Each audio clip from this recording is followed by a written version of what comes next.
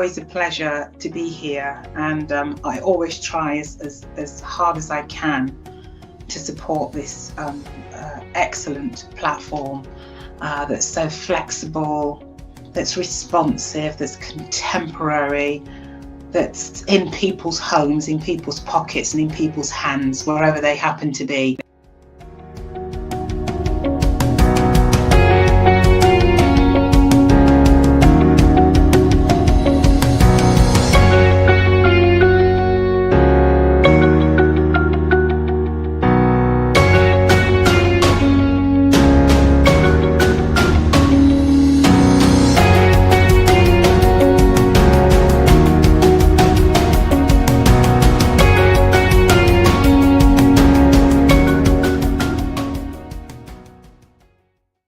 I'm Nicole Rajan Brown. I'm a proud midwife, and I'm proud to be supporting the Maternity and Midwifery Forum, who have helped me to grow, and for creating wonderful professional digital and online resources for midwives across the globe. The Maternity and Midwifery Forum ran their programmes free and online all through COVID.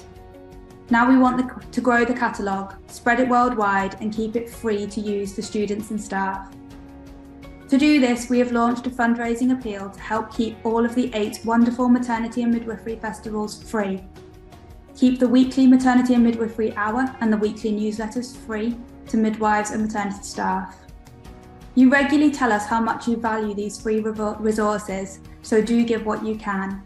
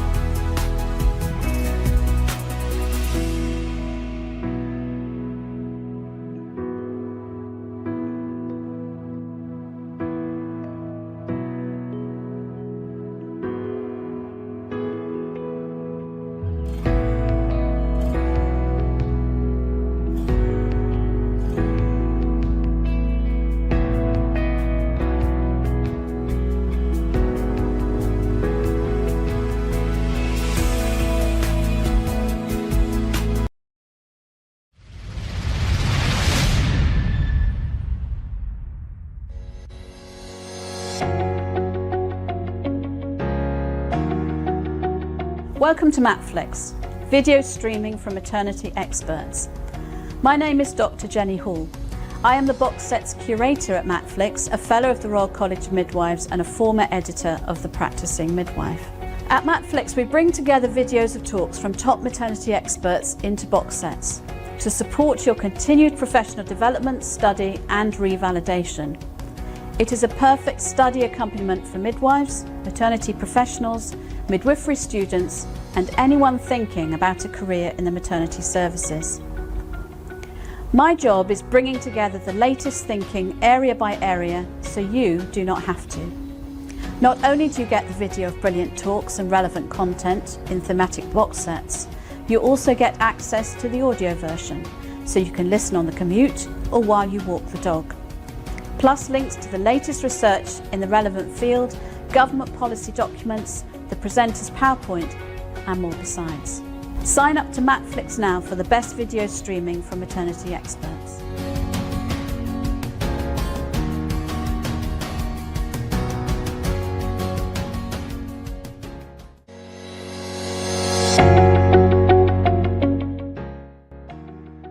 always a pleasure to be here, and I always try as hard as I can to support this excellent platform that's so flexible, that's responsive, that's contemporary, that's in people's homes, in people's pockets and in people's hands, wherever they happen to be.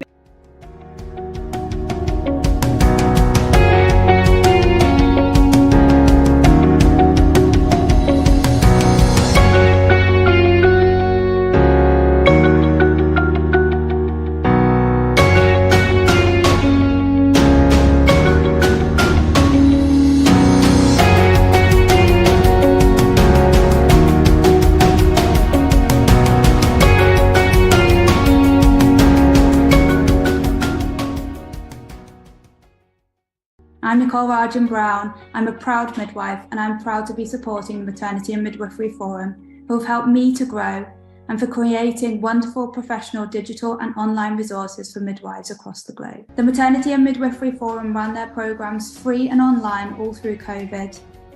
Now we want to grow the catalogue, spread it worldwide, and keep it free to use for students and staff. To do this, we have launched a fundraising appeal to help keep all of the 8 wonderful maternity and midwifery festivals free. Keep the weekly Maternity and Midwifery Hour and the weekly newsletters free to midwives and maternity staff.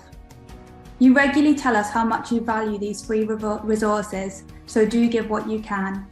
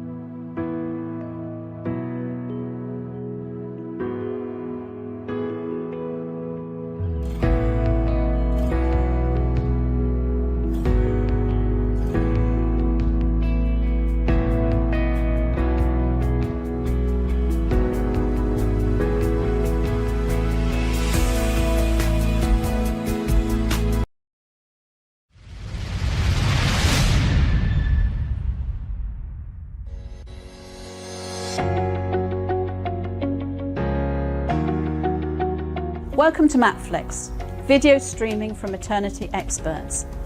My name is Dr. Jenny Hall. I am the box sets curator at Matflix, a fellow of the Royal College of Midwives and a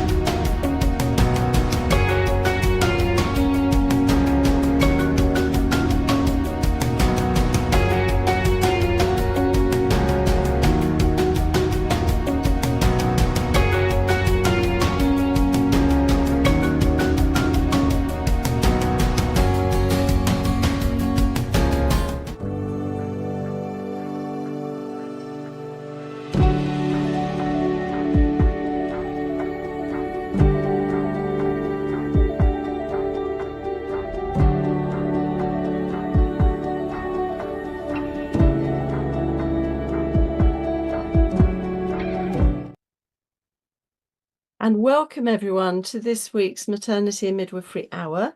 My name's Sue MacDonald. I'm the curator for the Maternity and Midwifery Festivals and the Maternity and Midwifery Hour. And it's my pleasure to be chairing this evening's session, which is week 9 of the 15th series of Maternity and Midwifery Hour.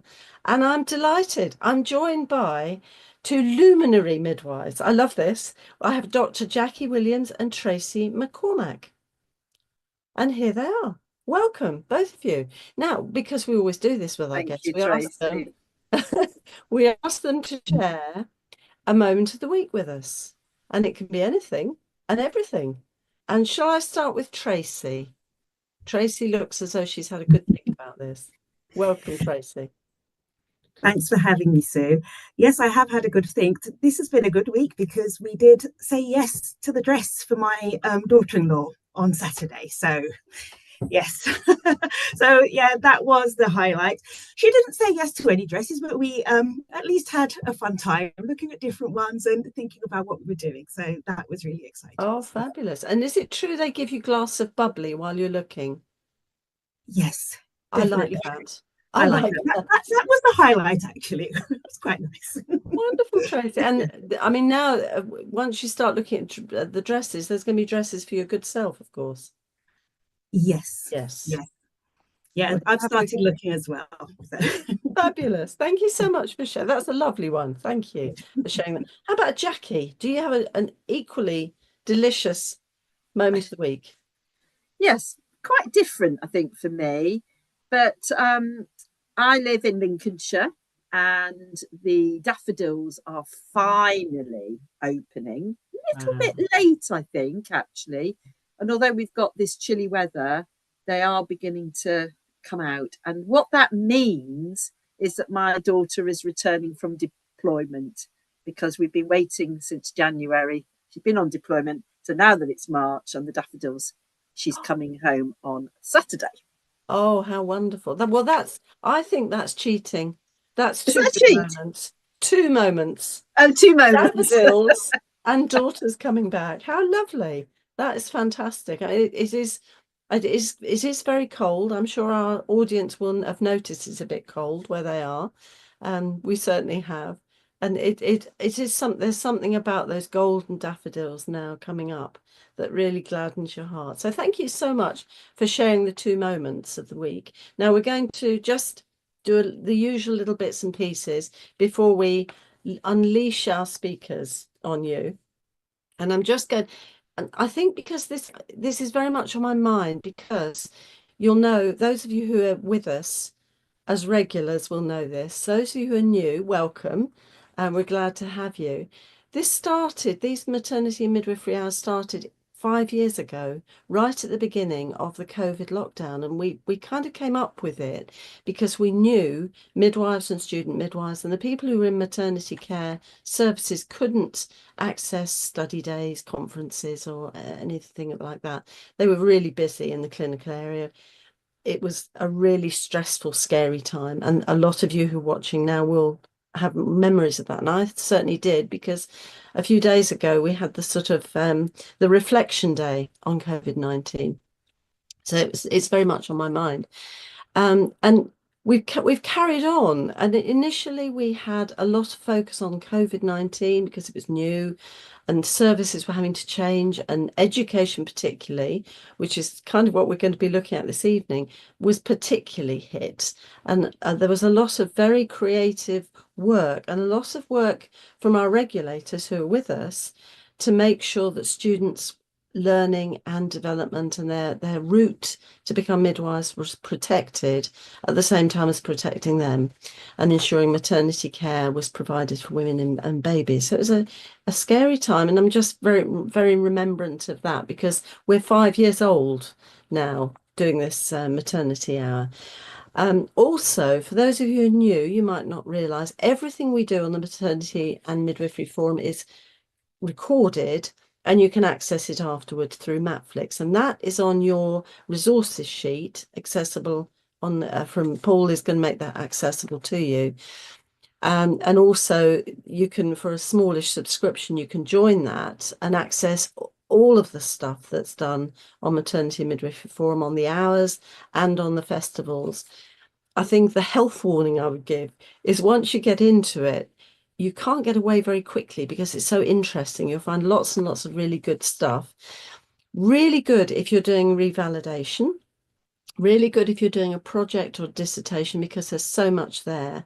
But I know to my cost, because I'm very easily distracted on these things, you can start off looking at something and then something else come up and you think, oh, that is interesting. Let me just go along and listen to that one. So that's my health warning for this evening. Now, I want to say also a big thank you to midwives, student midwives, all the people who are supporting maternity services. You are fabulous and keep on doing what you're doing. And I can't reiterate that more. Now, I have the news feature. Okay, we had the COVID-19 Day of Reflection 4 days ago on the 9th of March. It's still National Women's History Month. That's the international one. And in the resources, there are links to some really interesting sites.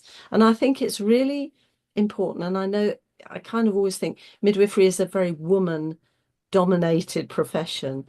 And I think we need to celebrate the women that are around us, the women behind us that have given us what we have now. And it's not been an easy route, as you'll know, if you're focused on history, you'll know that.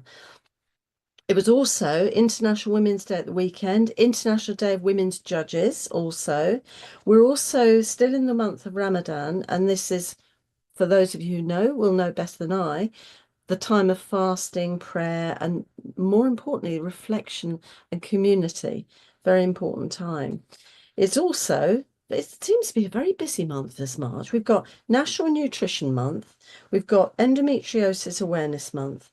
And there's I think there was Brain Awareness Month as well. I kind of ran out of space for this one. Also, I want to draw your attention. There's a really good article on the Maternity and Midwifery Forum newsletter, which is by Argina Finity, with a spotlight on burnout. I don't want to be negative, but we need to be aware of burnout and try and prevent it in ourselves and others and support each other. And I noticed this was a really good article with some super resources, which you will find really useful. I'm speaking very quickly because I want to get onto the main meat of the evening, which is midwifery education. What next? And we've got our two wonderful speakers this evening, and we're going to start. And I mean, I need to just focus. These are national regulators for the Nursing and Midwifery Council. I say that for the people who are from other countries, so you know who Tracy and Jackie are, because we know them very well. And just to say, the ways midwives are trained and supported and prepared for the future is evolving, and it's always evolving. It never stays the same because it can't, because society is changing, knowledge is changing. We need to make sure our students and our existing midwives are really prepared and supported to stay up to date and be prepared for practice. So we're going to be talking about the work of the Nursing and Midwifery Council and the midwifery team in particular, because obviously the Nursing and Midwifery Council includes the nursing side as well. And we're also going to be looking at the practice learning review, which I'm going to be very interested in. And I need to remind you that the speakers' CVs are fully online. I'm just doing kind of edited highlights because obviously our speakers are always very experienced and have quite big CVs and big important, and you need to know who they are. So I'm going to start by introducing Tracy McCormack. Have I said that correctly, Tracy? I'm looking at it, it doesn't look right. It's in my brain somehow. Who is a very experienced midwife. She's had experience of providing care to vulnerable and hard to reach women with substance misuse. She's been a maternity improvement advisor with the NHS England. She's been a director of midwifery and gynecology. She's been a Freedom to Speak Up ambassador, and now is assistant director for midwifery at the Nursing and Midwifery Council, which she started her role a year ago now. So that's it. She's got a master's in advanced practice and leadership from King's College and the Nye Bevan Executive Healthcare Leadership Award from the NHS Leadership Academy. She's also, and you've got the hint of that, a mum of 3 and a grandmother of 2. So I'm going to say a big welcome, Tracy. Thank you so much for coming this evening. And the screen is now yours. Thank you, Sue. So I'm going to start off our discussion just giving a little bit of a background about our team, about what we do in regulation in the Nursing Midwifery Council, and then some of the highlights of the work streams that we're working on. Then hand over to Jackie to have a discussion with you. So we are a team of 3.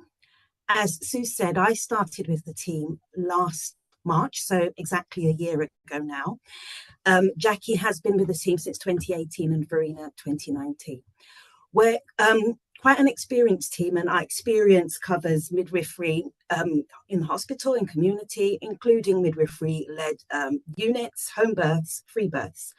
We've got quite a lot of management and leadership experience, governance, quality assurance experience, very experienced education in policy, confidential inquiries, expert witness work, statutory and clinical supervision, and system regulation. So we use all of our midwifery experience in the work we do within the organisation. So Jackie's role is senior midwifery advisor, and in brackets education.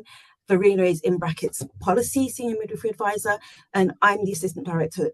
But we work together as a team and just make sure that we cover everything across the NMC that is to do with midwifery. So one thing that I just wanted to mention and talk about is midwifery in the NMC. So it's the Nursing and Midwifery Council, and what our role is to amplify the voice of midwifery within the NMC, but also make sure that everything that is done within the NMC has midwifery identified and midwifery heard as well. Now, there are 45,198 midwives currently on the register, which works out as about 5.37% of the overall NMC register. It does sound like it's a small percentage, but we always sort of focus on the fact that midwifery is a profession in its own right and focus on making sure we keep it central. That is what our role is, and that is what we do in everything we do. So we are working on quite a few work streams at the moment to make sure that we keep midwifery central. So as you will know, and today is one of those examples, we do a lot of engagement with midwives across the UK and speaking engagements. We do a lot of training sessions, a lot of webinars, conferences, festivals to discuss our standards and support implementation and just really show what the NMC is doing for midwives across the UK. We do a lot of collaboration with key stakeholders on different projects. One that we're working on at the moment and that we will be bringing out quite soon is a collaboration with key national stakeholders, including NHS chief midwifery officers. We're working with the police, we're working with Doula UK, birthrights, just to name a few. So a lot of UK stakeholders to look at personalised care principles for women. And this work is based on the reported increase in requests for free birth and care by unregulated people.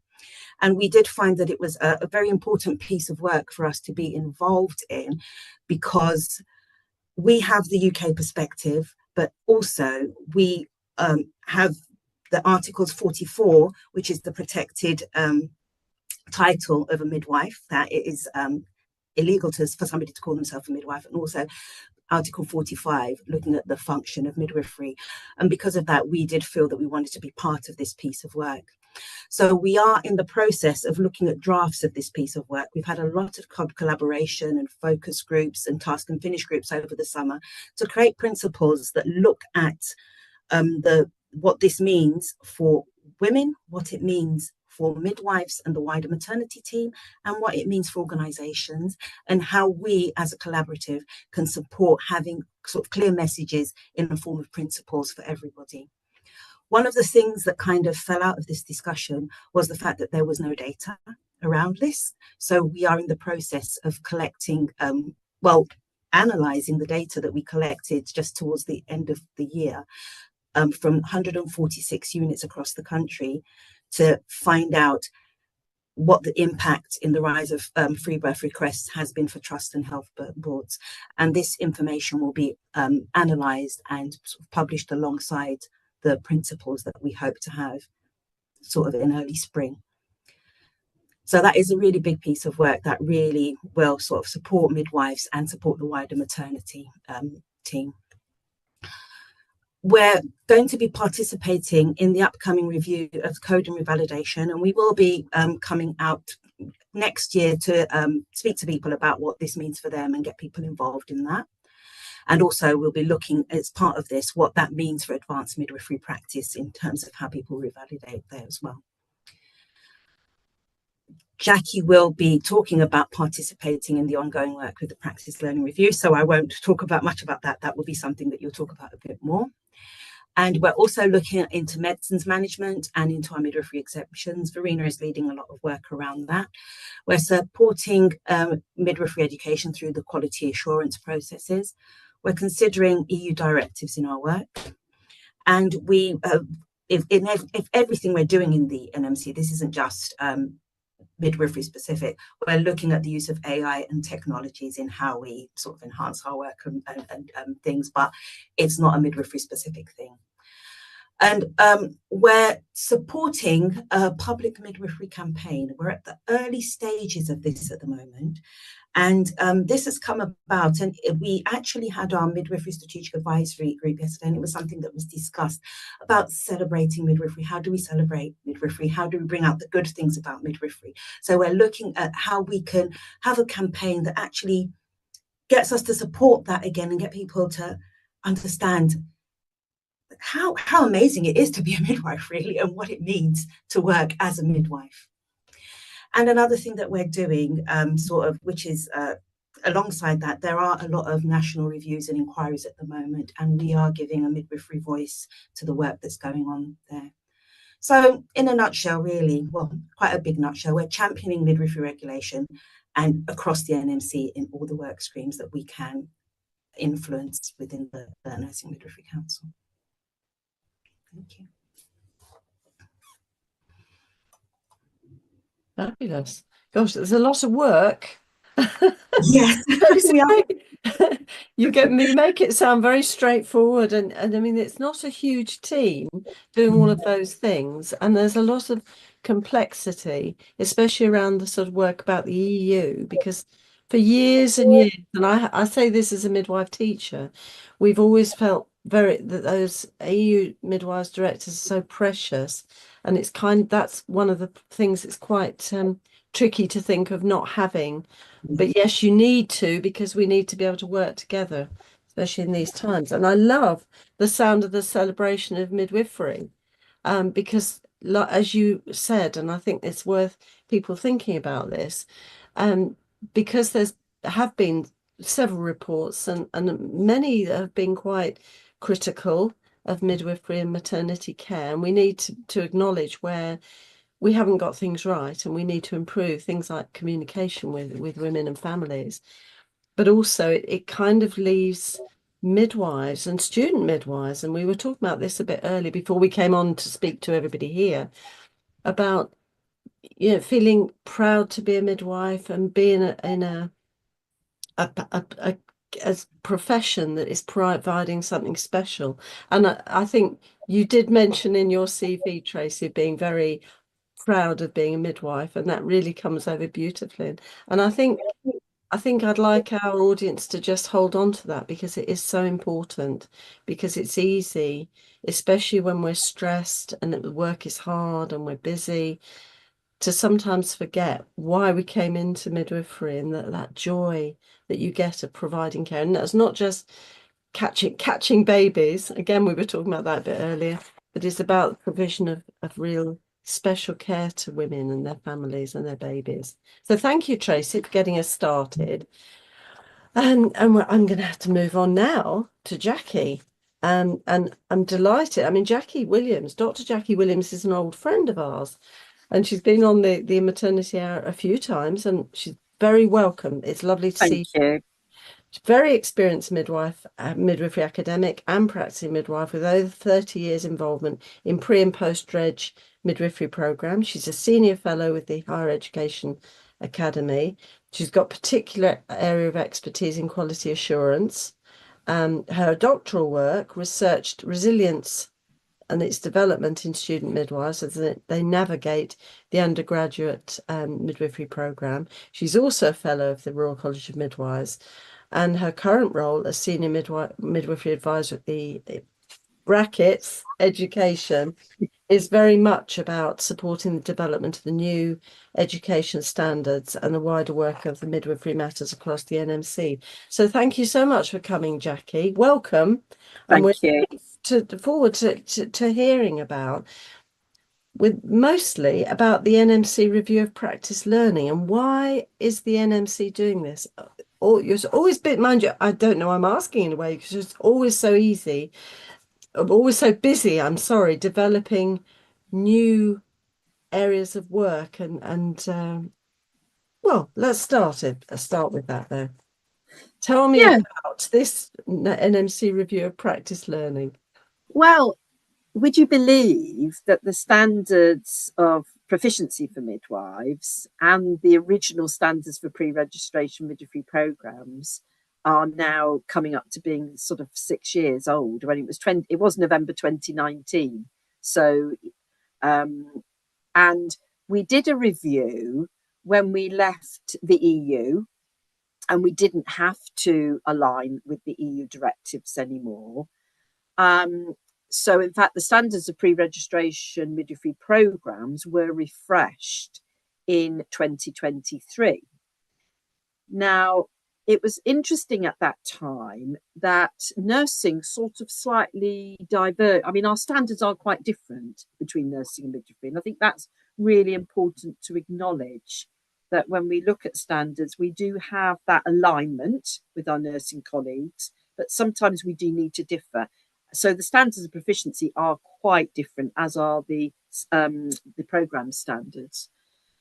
And our nursing colleagues post-COVID did introduce some elements which midwifery didn't want to go down. So, for example, replacing some practice hours face-to-face with simulation. So that was simulation for practice learning.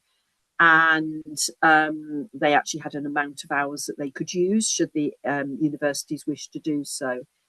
But midwifery were fairly cautious at that time, and it was very much based on the lack of evidence. And I'm still sitting here thinking that we still haven't got the evidence. We've got really high quality standards of proficiency for midwife based on international and national evidence, but the evidence within the programme standards, which underpin how a student midwife joins our register, there is very little evidence. So what we did in 2023 is really the standards exceed the EU directive, but they very much align. So the sort of things I'm talking about are when you're thinking about the number of times you have to practice a skill, such as the antenatal examinations, postnatal examinations, number of births. But at that time, and I'm sorry for the very long answer, because I need to give you a little bit of history, Sue, is that we were challenged by certain quarters that we hadn't been ambitious enough for midwifery. So we did some work last year where we looked at, we had a National Trust, Florence Nightingale Foundation, did this piece of work for us over a 6-month period, re-looking at the evidence. And I think there was no doubt there were things that were emerging that midwifery really needed to look at in more detail, but we're still lacking in evidence. There's been no further evidence for that.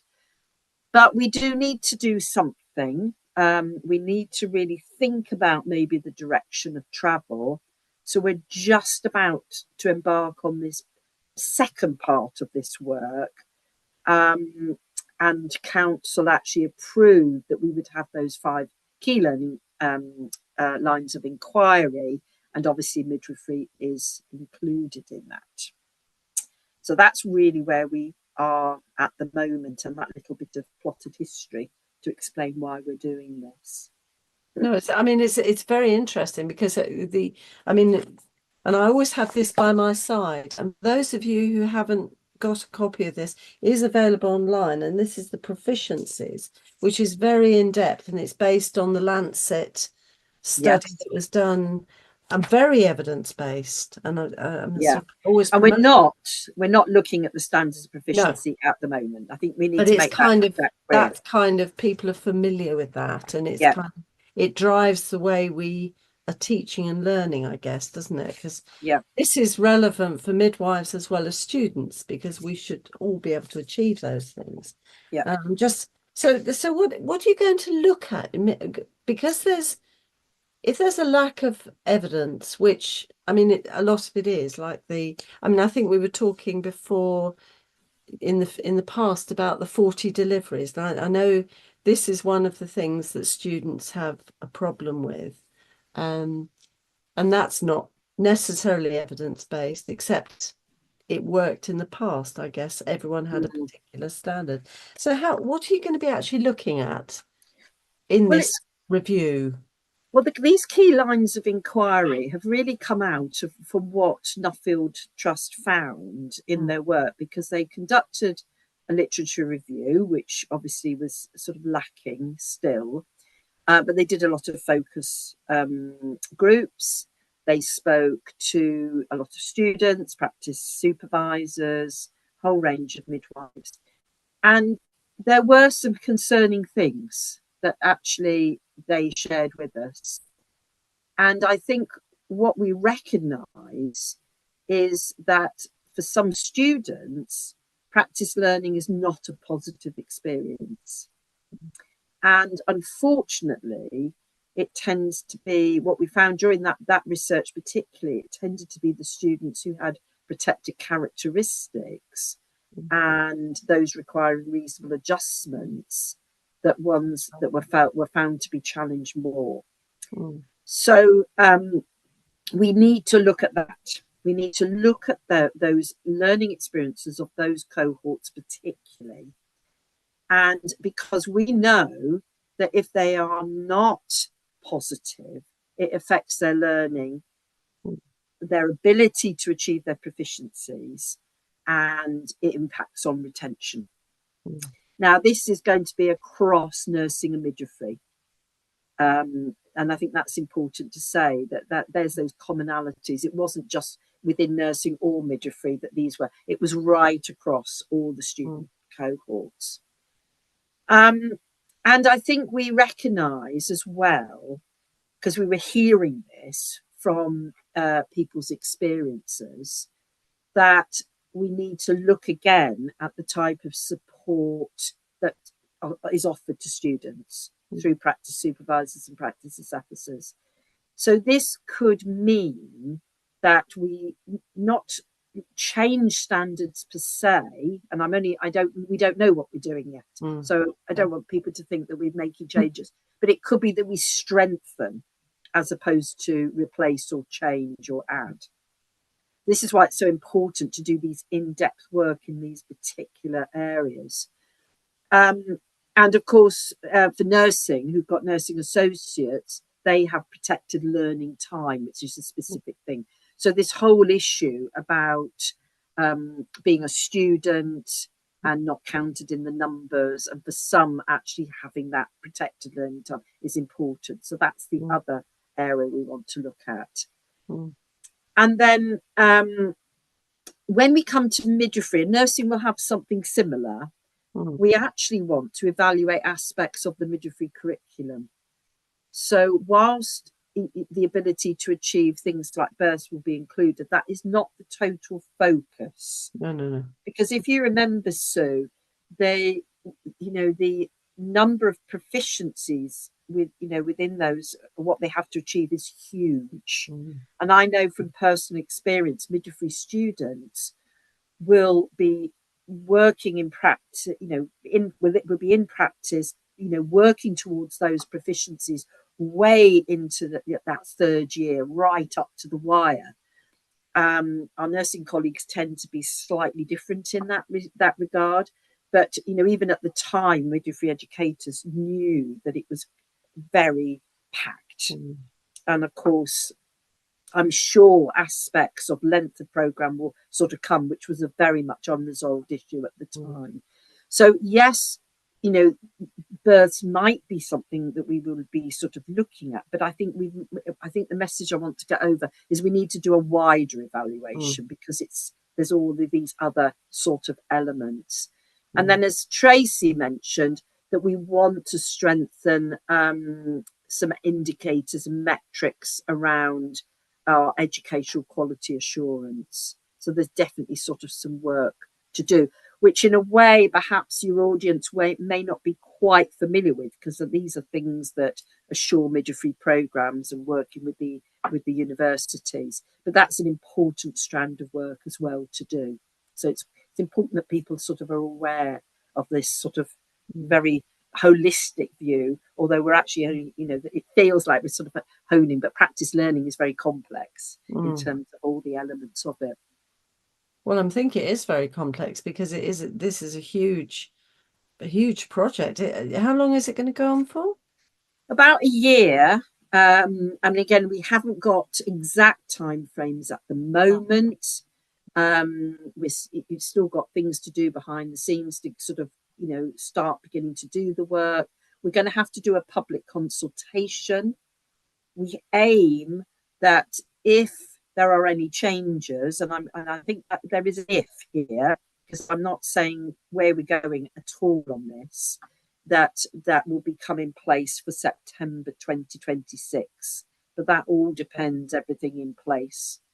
So I don't think we want to drag this on, as it were. We want to do that in that defined period, but we have got certain processes that we have to do. And of course, that public consultation is that is part of our regulatory function, and we have to do that. And I would think that we would want to do it for the full length of time.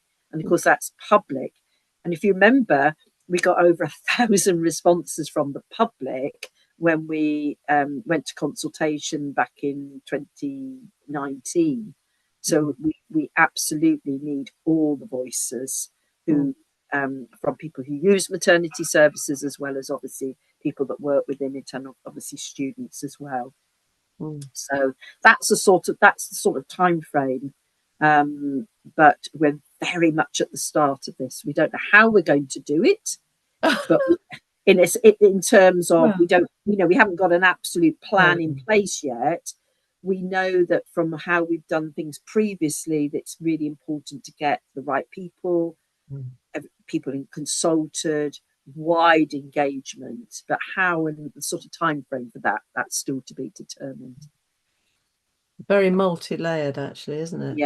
Yeah. But I think what I wanted, as you know, to do this evening is really raise awareness amongst midwives, because I think this is going to be very impactful. I think we've got some really hard decisions to make, because whatever we do will affect midwifery education long into the future. And we need to sort of get it right based on not having the evidence. Yeah. And that's the challenge. But do you think, because the evidence has been a huge thing, do you think this is really off the wall, but do you think this might lead to some kind of research kind of themes being put out for future after the would be excellent. It would be excellent that was done. I know I have heard of various quarters of people who want to do work in this area, because of course that in itself takes time, doesn't it? Yeah. But that's really what we need. And I think the other thing which is we've got to have our sight on is also what's happening in the EU, because although we're not obliged to be aligned to them, but they are our colleagues, and of course a lot of midwives around the world also look to those directives. And we need to sort of think about what's going on there too, to make sure that we're not not just for people who want to go and work abroad or come to work here, but more just to sort of that cohesive midwifery voice, I would say, rather than maybe thinking we're doing something that would put us out out of alignment in a way. We're seeing as I guess as our midwifery family in the world, isn't it? Exactly. And I guess in the kind of bonus from that is that women and families would be much more understanding if the services and the kind of education is and the skills of midwives are similar in different countries. Women coming over here or wherever they are going to be more familiar with what the services are. I'm just thinking out the box here. Yeah, but I think as well, Sue, I think we've got to think about, women's perception. We touched on it a little bit earlier, didn't we? And, whilst we don't have the evidence for some of these things, we also have got to be very mindful of public perception, that whatever we do is not diluting or, our primary role is protection of the public. So for midwifery, that's safety of women and families and newborn babies. But, we've got to be, we wouldn't want to do anything that actually made those perceptions even more challenging, I would say. And that's why it's so important that the public will have a voice along the journey that we go as we do this work, but also in that final, in that public consultation. So is the public consultation going to be at the same time as engaging midwives? And do you want to engage student midwives and people who want to become student midwives? Well, when we start this work, there will be a whole series of ways that we will engage. We will set up potentially, more formal groups that will work on this, that will feed into a steering group that is already in place. Then we will go out to a whole range of engagement events, whether that be online or face to face. We will look to, get the message out there as widely as possible as we start developing the work. But then, of course, that engagement continues while a public consultation goes on, so that people feel informed about what they're being asked, and consulted on. And then, of course, having done all of that, depending on what we need to do with the standards, then, of course, there needs to be a whole implementation phase so that people understand if there are differences or where things are strengthened. So, yes, it's a lengthy piece of work, but that collaboration and gaining that consensus as we go along is absolutely paramount. And there will be differences of opinion in this, and we've got to sort of, navigate all of that. And in a way, that's the positive thing, though, isn't it? Because you get a bit. I seem to remember when this, before this was designed, it was the Future Midwife, wasn't it? The whole that was the sort of project, the project title. And we did have a very defined project methodology, if you like, which we'll probably use again of how we do this. But it's actually, we haven't really firmed up timeframes and that sort of thing. We're at the start of that.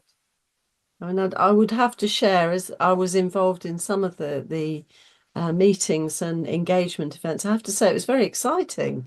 So anybody who's out there thinking, oh, not another review, it actually was really interesting, and you kind of got more of an understanding of all the different issues that impact into education practice. So it's an exciting thing to be involved in. And there is, if you need more information, I know Jackie's provided a little link which should be on your resources. Yeah. So after this hour, or maybe tomorrow, first thing, you might want to go and have a look, because that gives you even more information. And presumably there's going to be a whole web page that's going to be available with lots of information, is it? The link I gave this evening just talks about those key lines of inquiry and that decision that council made in January. But just further down the bottom of that page will be a community of interest. Do sign up to that, because then you'll get updates as we go on, opportunities to potentially engage face to face. We'll be looking for that whole range of people who've got an interest in this. And of course, the challenge of all of this is all going on at the same time as, looking at the code. We've got revalidation. and it's how we actually, because there's a lot of overlap with it all, but actually we need to make sure that we get the wide range of stakeholders involved. So that's why the sequencing of all this is something to be really sorted out, particularly with the team of 3, as you said earlier. Well, I was just thinking that. Now, last week, I have to show you this. Some people, our audience will recognise this lady. Yeah. Remember the knitting of the midwives years ago, where at one Royal College of Midwives conference, we decided it was to really raise awareness of the need for more midwives and someone said, oh, we ought to knit them. And so we knitted hundreds of these. If I was at home, I'd be showing you mine. Yes. As we speak, I've got mine too. Well, I'm afraid we need to knit some more NMC midwifery advice, really, because when you describe, and when Tracy was describing what is going on, and I'm thinking, crikey, and now you're talking about AI, and how's that going? How are you going to? And I know this is across the nursing and midwifery, but of course you, as a midwife, you will focus on your own area. That's the most important. Sorry, has to be anyway. So I'm just thinking. So this is, you were saying about the outcome is probably going to be next autumn 2026. For actually that it when we do anything with the standards, whatever we do, you do have to have a lead-in time. So the universities need to know. So they will be given at some point some indication as to when things have to be adopted and implemented into their programs. But again, a lot will depend what happens. If we're talking about strengthening, or we're talking about new standards or replacement of standards, it totally depends. And this is why it is a little, we've got a plan at the moment and those time frames, but depending where we go with this, then there has to be some slippage to make sure we get it right.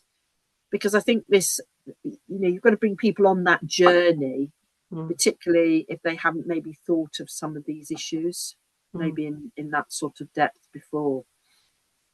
And I think what's positive is that it's feeling very evolutionary rather than everything just being thrown in the air and we start again.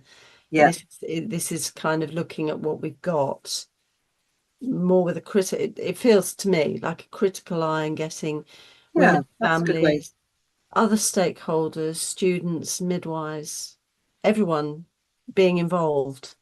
Sorry, Jackie, I cut you off a bit. No, not at all. But I mean, I think, for student midwives at the moment, I think they need to realise this is probably the most, not who are in current programmes, going to affect them directly, but we need to hear their voice because they're going to actually input into things that are going to absolutely affect them as practice supervisors and practice assessors, and obviously midwives of the future.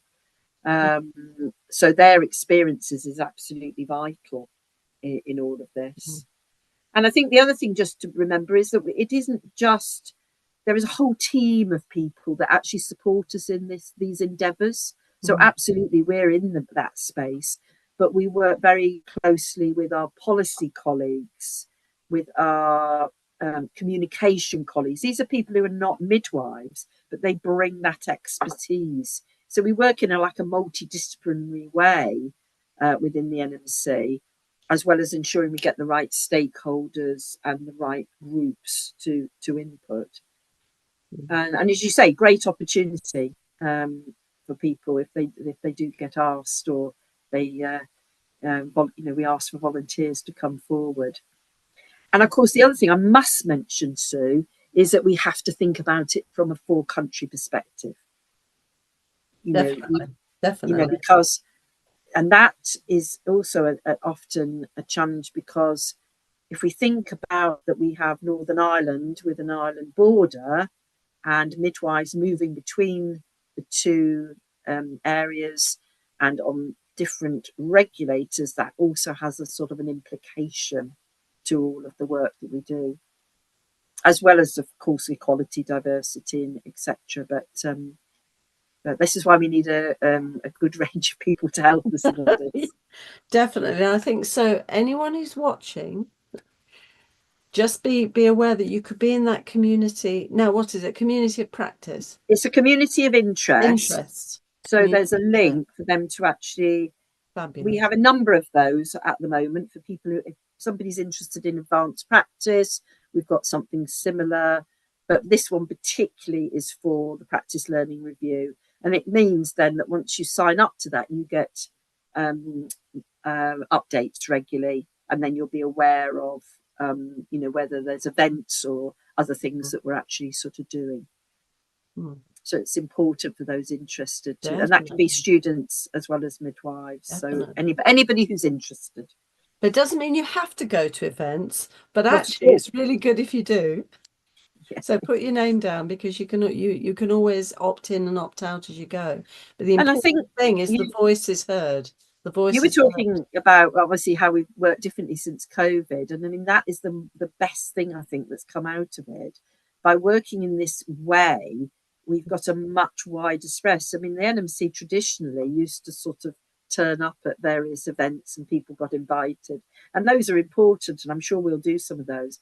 But to do this in the online space, we can engage with midwives at all sort of stages of their career, and those of them who perhaps wouldn't have the opportunity to travel.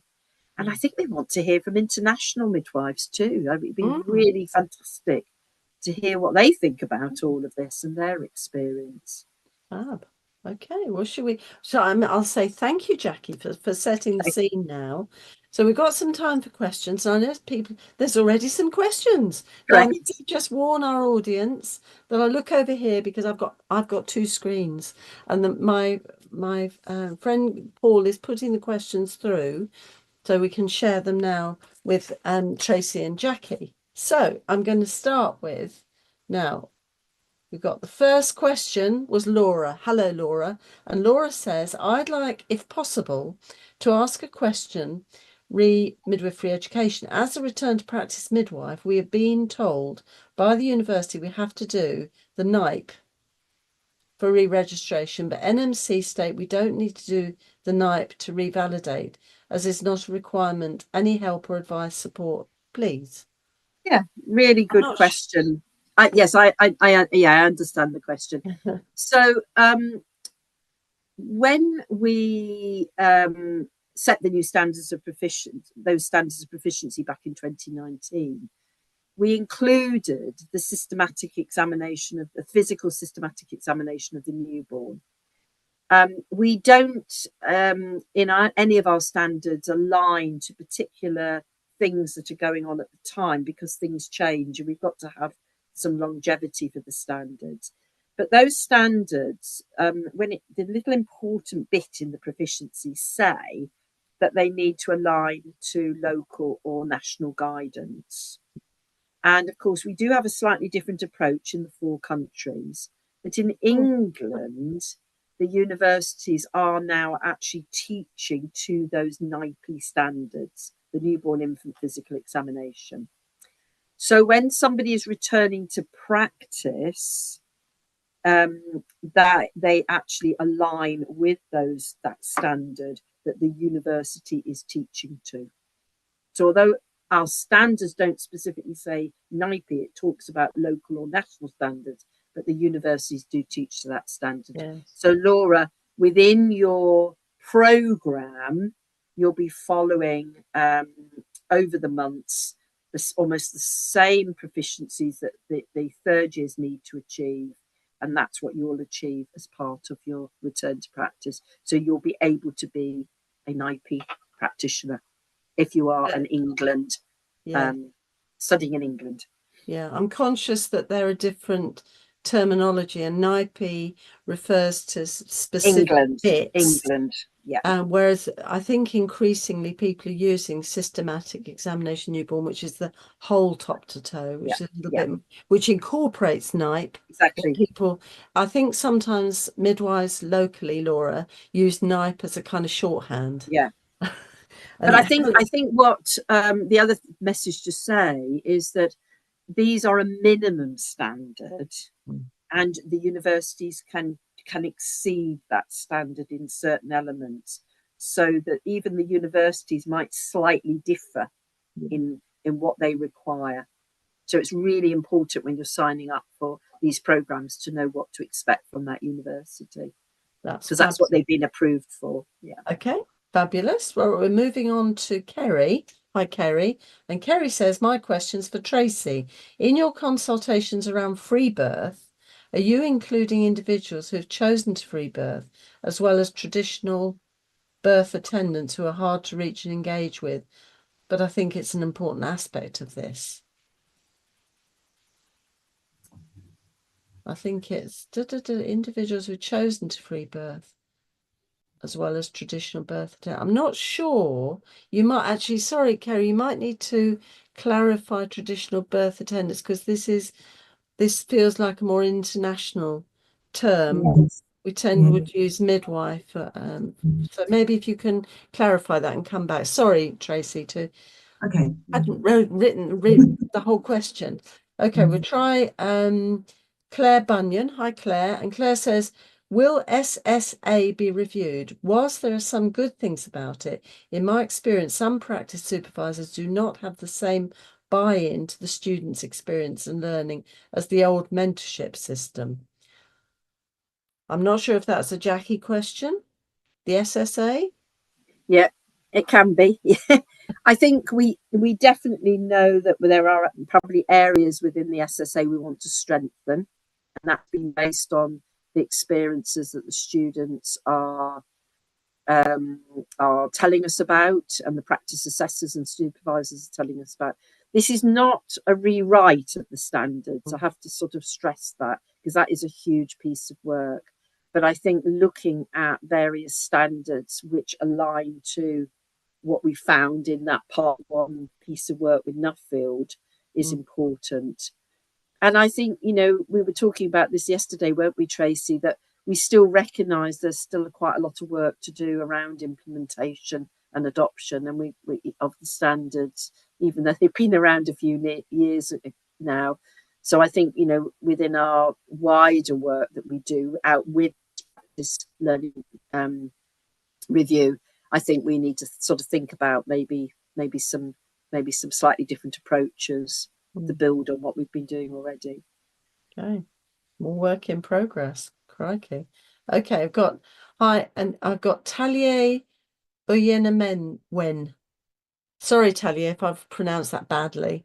From Liverpool. Can the email for community engagement be posted, please?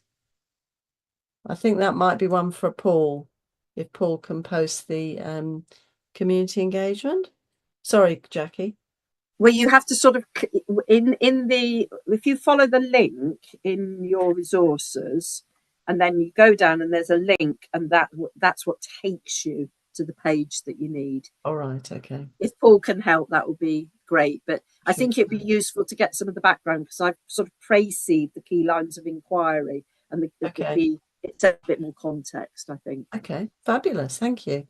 Okay, and Sorcha, hi Sorcha, says there's a large focus around SLIC, stroke clip, stroke SLEC model in most maternity units for students. Will this be embedded into midwifery education within the pre-reg programme for the students to learn with other multidisciplinary professionals?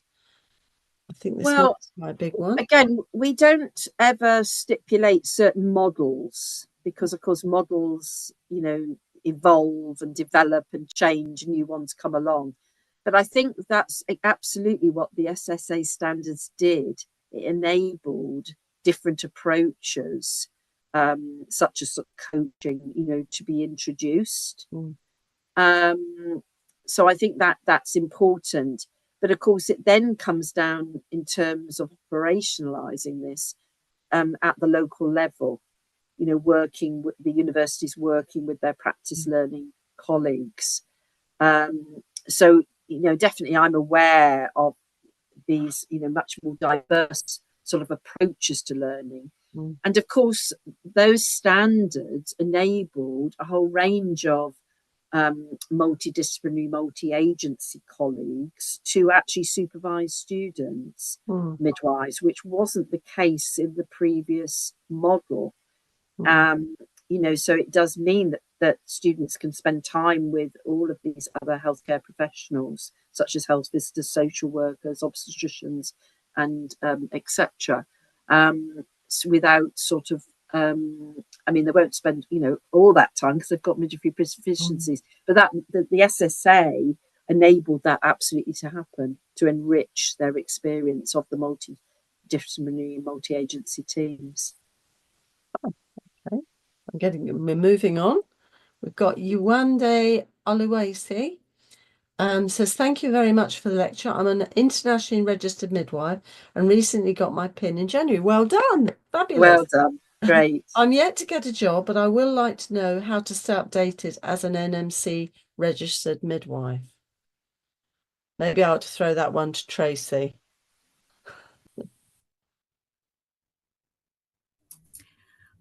I think as part of revalidation, you do need to keep up to date and have the CPD. So I would say take all the opportunities you can get to go to courses, go to festivals, go to different things, and make sure that you get your reflections so that you have something to keep you up to date.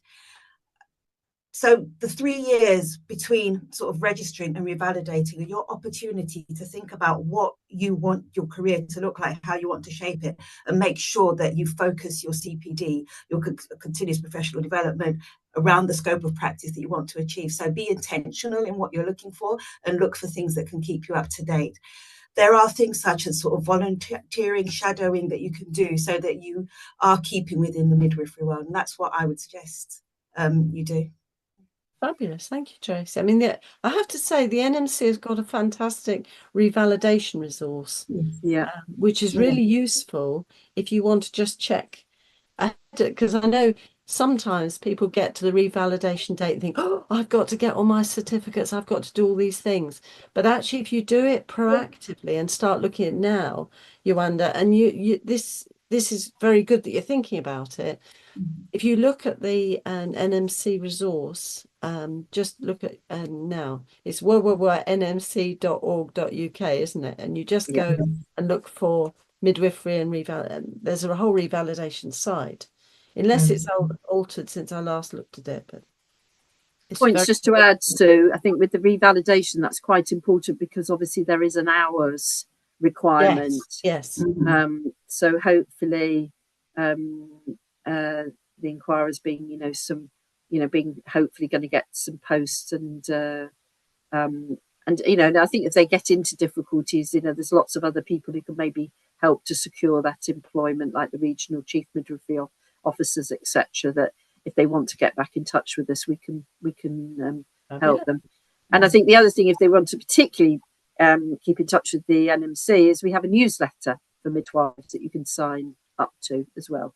And that's a quarterly. Do you know, I'd forgotten that, Jackie. Thank you for that. Fantastic. So, Yuanda, welcome to the midwifery life in the UK, and I hope you find a job very soon. Welcome. And then we've got Kerry, who's come back to clarify. I'm not sure if it's completely clarified for me, Kerry, but Kerry says, I have met traditional birth attendants in England, which is my area of practice. It was a question around stakeholder engagement, which was talked about when you mentioned doulas, for example.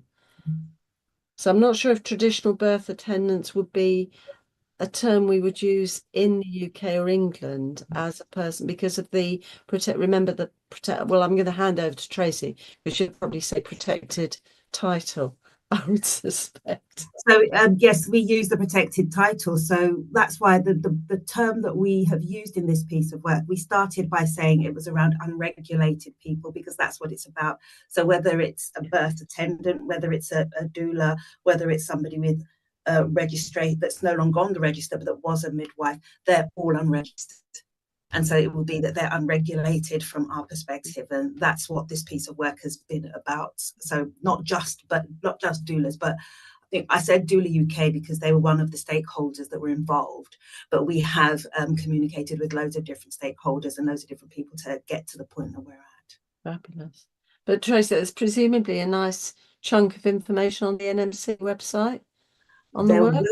there will be will when be. the work completed in the spring, but we're just at the final stages. But Oh. we are working towards getting everything on the website shortly. I'm just amazed about what you guys do, I have to say. It's fantastic.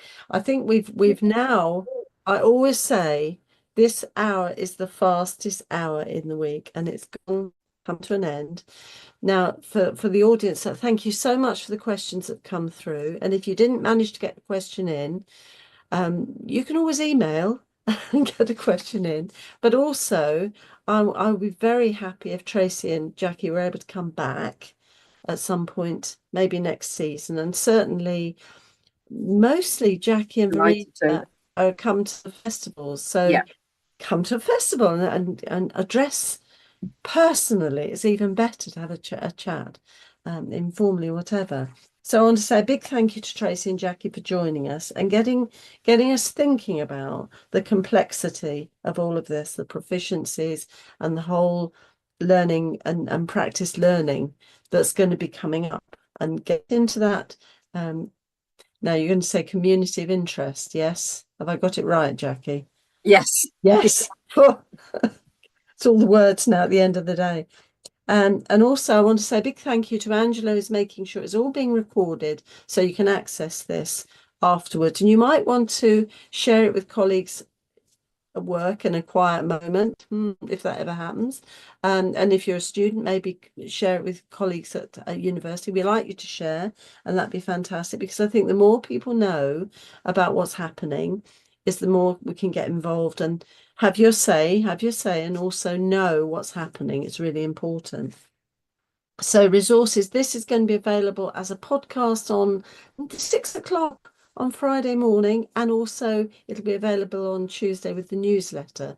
If you haven't signed in for the Maternity and Midwifery newsletter, get signed in, because that means you get the newsletter, you get these fantastic little articles that come through, which are perfect because they're not too long, not too wordy, but they give you something to think about. And also you get the links to the Maternity Hour sessions. Now, next week, funnily enough, we're going to be looking at advanced midwifery practice with Romy Luxton and Sinead O'Kane. So that's another thing to think about, because that's kind of further down the line as well. And that's another piece of work that's going on with the NMC. It's fantastic. Also, don't forget to book, there's an infection control seminar, 25th of March, 1 till 2, with Dr. Rachel Maguire and Professor Dinah Gould, I should say. It's online, really would be very interesting. And then there's the Midlands Festival on the 20th of May that you can sign up. So in the meantime, thank you so much for being with us. We'll see you same time, same place next week. And in the meantime, stay well and take care of yourselves. See you later.